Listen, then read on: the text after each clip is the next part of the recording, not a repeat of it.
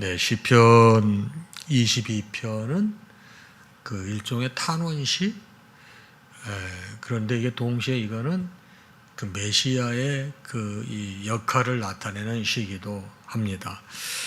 자, 이것은 추정하기를 다윗이 이 사울 왕의 추적을 피해 다녔을 때 썼던 시가 아닌가 이렇게 추정하는 학자들도 있는데, 내용을 이렇게 보게 되면은 유사하게 잘 맞습니다. 먼저 오늘 말씀 보게 되면은 하나님께서 자기를 버렸다고 이렇게 생각하고 있어요. 다윗이 보십시오. 1절에 내 하나님이여 어찌 나를 버리셨나이까? 어찌 나를 멀리하여 돕지 아니하시며 내 신음소리를 듣지 아니하시나이까? 그러니까 하나님께서 자신을 버렸다고 생각하는 거예요. 그리고 이렇게 고백하는 거예요. 자기가 낮에도 부르짖고 밤에도 계속 부르짖었지만 응답하지 않으셨다. 이렇게 시편 기자는 표현하고 있습니다. 그래서 즉시 생각을 바꿔요. 어떻게? 3절 이스라엘의 찬송 중에 계시는 주여 주는 거룩하십니다. 4절 우리 조상들이 주께 의뢰하고 의뢰하심으로 그들을 건지셨나이다. 자, 나를 버렸다고, 나를 잊어버렸다고 생각하지만 바로 또 어때요? 바로 우리 조상들의 하나님께서 그들을 건지셨다. 5절 그들이 주께 부르짖어 구원을 얻고 주께 의뢰하여 수치를 당하지 아니하였나이다. 무슨 말이에요? 완전히 상반된 내용이지 않습니까? 그러나 이걸 보게 되면 다윗이 굉장히 영적으로 초조하고 하나님의 침묵이 길어지고 하나님이 계시지 안 계시는지 모를 정도로 영적으로 공고한 상황을 말하는 영혼의 밤이라고 봐도 될 것 같습니다. 그런데 이내 이 사람이 깨닫죠. 그렇지만 자기가 이렇게 영적으로 위축되고 낙담되어 있다고 그래서 그 자리에 머물지 않아요. 바로 자기의 조상들의 하나님께 역사하셨던 그 하나님을 기억하고 이렇게 다시 하나님께 간구하는, 조상들이 이렇게 하나님께 기도 응답받은 걸 생각하면 다시 마음을 추스리죠. 그러나 동시에 또 마음이 확 주저앉아요. 6절이에요. 어떻게 주저앉습니까? 나는 벌레입니다. 나는 사람이 아닙니다. 사람들의 비방거리고 저는 백성의 조롱거리입니다. 자, 이 말은 참 어떻게 보면은 벌레고 사람들의 비방거리고 백성의 조롱거리라고 하는 것은 인간으로서는 참기 대단히 어려운 모욕과 고통을 이렇게 표현한 것 같습니다. 이도 이럴 것이 다윗은 재임 중에 자기 아들 압살롬으로부터 반역을 이렇게 겪지 않습니까? 그래서 이 광야로 도망을 해야 하는 치욕적인 경험을 한 적이 있습니다. 그래서 자기는 벌레요, 사람의 비방거리요, 백성들의 조롱거리라고 그랬습니다. 실제로 그도 그럴 것이 얼마나 조롱이 심했는가 하면은 사무엘하 16장 7절 8절에 보게 되면은 압살롬을 피해서 도망가게 될 때 그 사울 왕의 집안이었던 시므이라고 하는 사람이 이 다윗의 일행을 쫓아가면서 정말 거친 말을 했거든요. 내용이 이겁니다. 피를 흘린 자여, 사악한 자여, 가거라 이렇게 아주 심하게 모욕을 했습니다. 그리고 사울의 족속의 모든 피를 너에게 돌리셨도다. 그를 이어서 내가 왕이 되었지만 여호와께서 나라를 내 아들 압살롬에게 맡기셨도다. 보라, 너는 피 흘린 자이므로 화를 자초하였느니라. 이렇게 심한 말을 시므이에게 전해 듣습니다. 그렇게 자기는 사람이 아니고 비방거리고 백성의 조롱거리라고 이야기를 한 거예요. 근데 이게 동시에 제가 어제 이제 다윗 왕이 예수님의 예표라고 하는 말씀을 드렸는데, 그런데 이런 모습이 예수님의 모습과 흡사함을 우리가 유추해 볼 수 있는데요. 우리가 잘 아시다시피 예수 그리스도께서 우리 인류를 구원하기 위해서 이 땅에 오셨지만은 인간들로부터 배척당하고 그들의 손에 체포되어 가장 저주스러운 십자가형을 당하지 않으셨습니까? 이게 이렇게 오버래핑이 되는 거예요. 다윗은 자기의 상황을 보면서 이렇게 한탄합니다. 7절과 8절입니다. 그 구체적으로 어떻게 되느냐? 나를 보는 자는 다 나를 비웃으며 입술을 삐죽거리고 머리를 흔들어 말합니다. 그가 여호와를 의탁하니 구원하실 걸. 저 사람 하나님 믿으니 구하시지 않겠어? 그를 기뻐하시니 건지실 걸 하나이다. 하나님이 다윗을 사랑하니까 분명히 저 다윗을 구원해 주시고 그렇게 비아냥거린다 이 말이에요. 이렇게 표현했죠. 바로 악인이 의인을 향해 던지는 조소의 모습을 이렇게 하고 있습니다.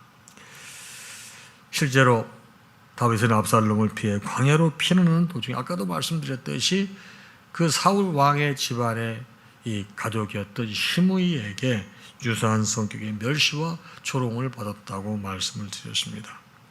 그러나 이 구절은 우리 주님께서 십자가상에서 사람들로부터 당하신 멸시와 조롱을 예언하는 글이기도 합니다. 로마의 군사들이 어땠어요? 예수님이 십자가에 못 박고 저 사람 살리나 보자 말이지.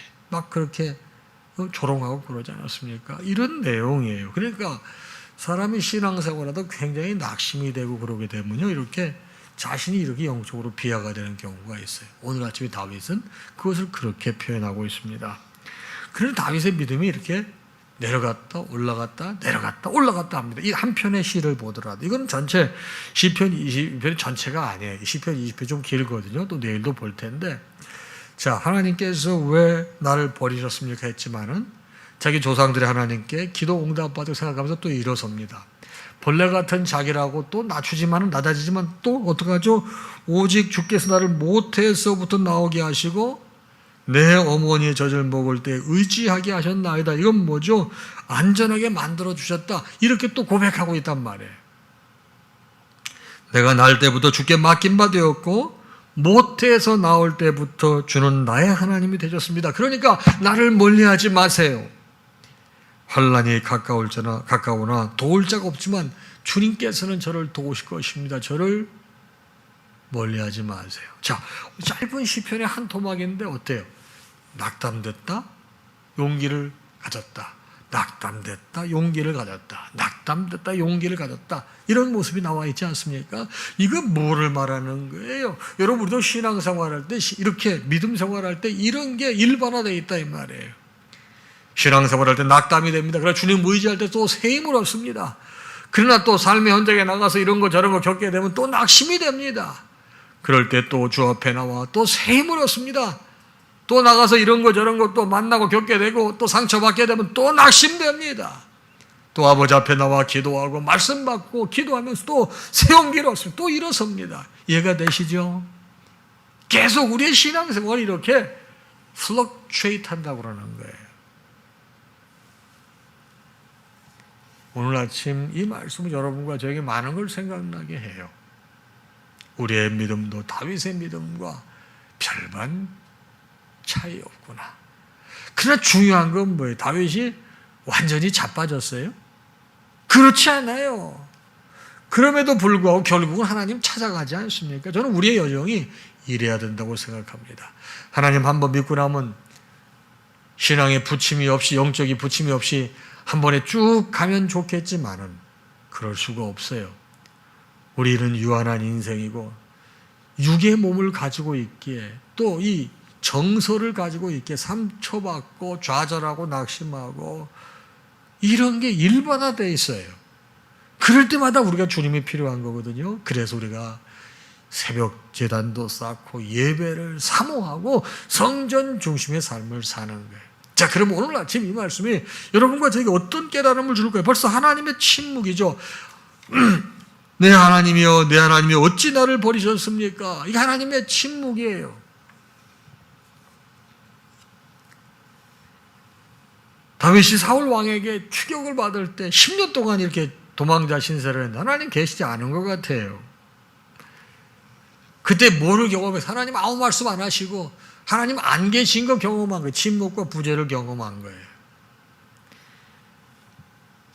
다른 말로 뭐예요? 영원히 캄캄한 칠흑 같은 밤을 겪은 겁니다.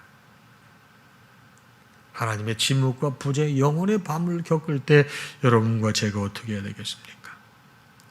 근데 다윗은 그럴 때 주저앉고 말았습니까? 아닙니다. 내 하나님이요. 우리 조상들의 하나님, 내 하나님이요. 하나님 불렀거든요.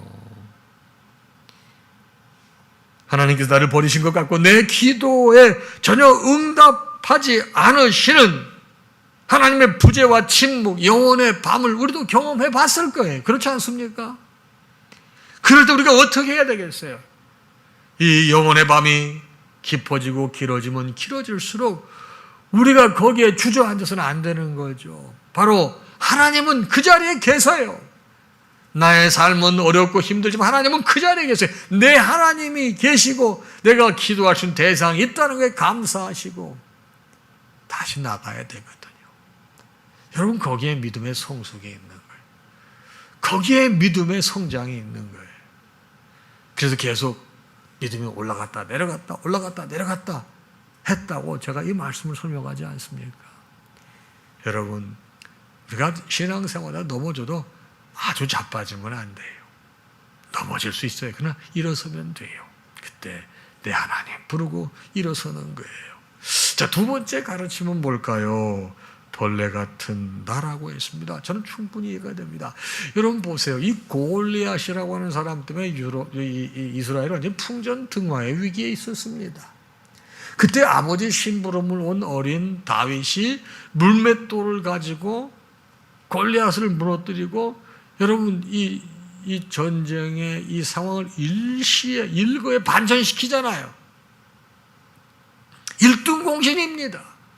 그런데 사울 왕의 미움을 받아서, 질투를 받아서 도망자 신세가 됐어요. 어떻게 됐습니까? 여러분, 1등 공신에서 도망자 신세가 됐어요. 그 박탈감이 이해가 되시겠습니까? 그러니까 벌레라고 그러죠. 벌레 같은 나. 그러니까 사람들이 전부 비웃습니다. 우습게 봅니다. 그거를 감내한다는 게 쉽겠습니까? 그런데 다윗은 어떻습니까?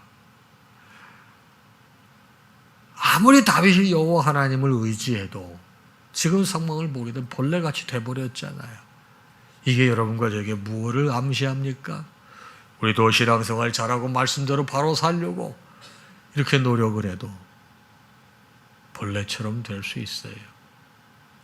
욥을 생각해 보십시다. 욥도 벌레처럼 됐잖아요. 그러나 그 결국이 뭐예요? 여러분, 이것은 하나님의 섭리 속에 하나님의 손에 붙잡혀 있는 거라고 보는 거죠. 우리를 연단시켜서 어떡하죠? 결국은 정금같이 나오게 하시는 거예요. 우리가 깨달아야 될 게 뭡니까? 우리가 칭송과 존경을 받다가 하루아침에 비난거리, 조롱거리가 된 경우가 없을까요? 잘 나가다가 하루아침에 이렇게 고꾸라진 경험이 없을까요? 있어요. 사업이 잘 되다가 어느 하나 잘못돼서 완전히 무너진 경우가 왜 없습니까? 그 건강하던 몸이 하루아침에 상실되는 경우가 왜 없습니까? 그 건강하던 관계가 하루아침에 훼손되는 경우가 왜 없습니까? 믿었던 사람이 어떻게 이럴 수가 있고 하루아침에 배신감을 경험하고 왜 없습니까? 여러분, 바로 칭송과 존경의 대상에서 하루아침에 나락으로 떨어지는 경우가 왜 없냐 이 말이에요.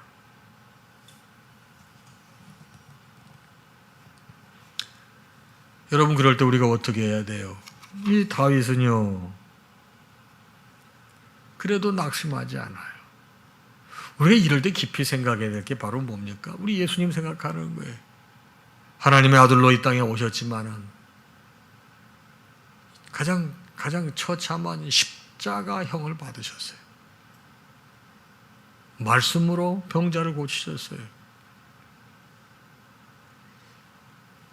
불가능한 걸 가능케 했어요. 인간들의 생각과 사고를 넘어서는 일을 3년 동안 하셨어요. 칭송과 존경의 대상이었어요. 예수님이 예루살렘에 입성하실 때 호산나 호산나 하면서 종려가지를 꺾고 흔들고 자기들의 겉옷을 땅에 깔고 그렇게 예수님을 존경하고 받아들였던 사람들 4, 5일 지나자 십자가에 못 박고 소리 지르고 다 그러잖아요. 근데 예수님 그때 흥분하시고 저놈들 전부 굴비 엮듯이 엮어서 다 없애버려야 그렇게 하셨습니까? 아닙니다. 그 조롱과 수치 다 참으시고 십자가 지셨어요. 결국은 아버지의 뜻대로 사명 감당하시고 사흘 만에 죽음을 정복하시고 40일 이 땅에 계시고 부활하시면서 다시 오시겠다고 약속하시고 가셨거든요. 우리의 삶도 예수님 본받으면 여러분 그 수치와 고난의 시간을 견디게 되면 여러분 부활하거든요. 예수님 사망 권세를 정복하고 부활하셨죠. 하나님께서 세워주십니다. 이게 바로 뭐예요? 벌레 같은 내가 어떻게 이런 위기에서 신앙적으로 극복하는가를 말합니다. 마지막은 뭡니까? 모태에서부터 돌보신 하나님이에요. 너무 괴롭고 힘들었습니다. 하나님의 부재, 침묵, 영혼의 밤이 길어졌을 때 다윗은 어떻게 했느냐? 어머니의 태부터 자기를 돌보신 하나님을 기억했어요. 날 때부터 나를 맡아주신 하나님, 내가 이 땅에 수가 다할 때가 나와 함께 하실 것이라는 그 하나님을 믿은 거예요. 여러분, 그래서 여러분과 제가 신앙생활할 때 중요한 게 여러분 숲도 봐야 되지만 동시에 나무도 봐야 되고 나무도 봐야 되지만 동시에 숲도 봐야 되는 거예요. 나에게 힘든 일이 있고 어려운 일이고 고통스러운 일이 있으면 이건 전부 나무 같은 거예요. 그러나 전체 숲에서 나무는 아주 일부분에 속하는데 그 숲은 뭐예요? 너무나 보기 아름답고 숲이 하는 역할이 엄청난 거거든요. 하나님께서 우리를 아름답게 보고 계세요. 당신의 형상대로 만드셨어요. 당신께서 우리를 사랑하셔 당신의 아들을 주셨어요. 그의 사랑은 가히 없어요. 그 사실을 믿을지인데 모태에서부터 나를 이 땅에 보내시고 내가 이 땅에 수가 다할 때까지 나와 함께 하실 하나님이라는 사실이 믿음이 있게 되면 아무리 하나님의 침묵과 부재 그리고 영혼의 밤이 길어진다 하더라도 견딜 수 있다는 거예요. 바로 다윗이 그것을 이렇게 신앙 고백한 게 되겠습니다. 사랑하는 여러분, 어찌 지금까지 신앙생활하면서 기도했는데 응답이 더디고 하나님께 살아계시는지 옆에 계시는지 잘 모를 정도로 그 영혼의 여러분 고통의 깜깜한 밤과 하나님의 침묵과 부재를 왜 우리가 안 경험해 봤겠습니까? 그러나 그런 걸 통해서 주님이 주님 되시는 거고 또 우리의 믿음은 성장 성숙하는 것입니다. 정금같이 나올 것입니다. 그럴 때일수록 페이스를 잃지 말고 더 주님께 향해서 하나님 주신 큰 위로를 경험하시는 여러분들 되시기를 주님의 이름으로 축복합니다. 찬양하겠습니다.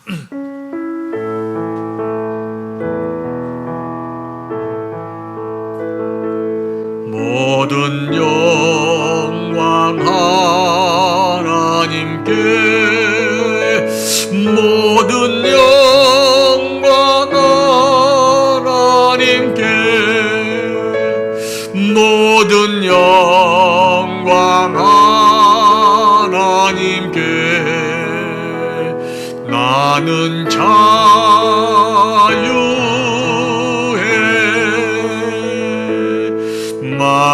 마라나타 주 오신다 마라나타 주 오신다 마라나타 주 오신다 나는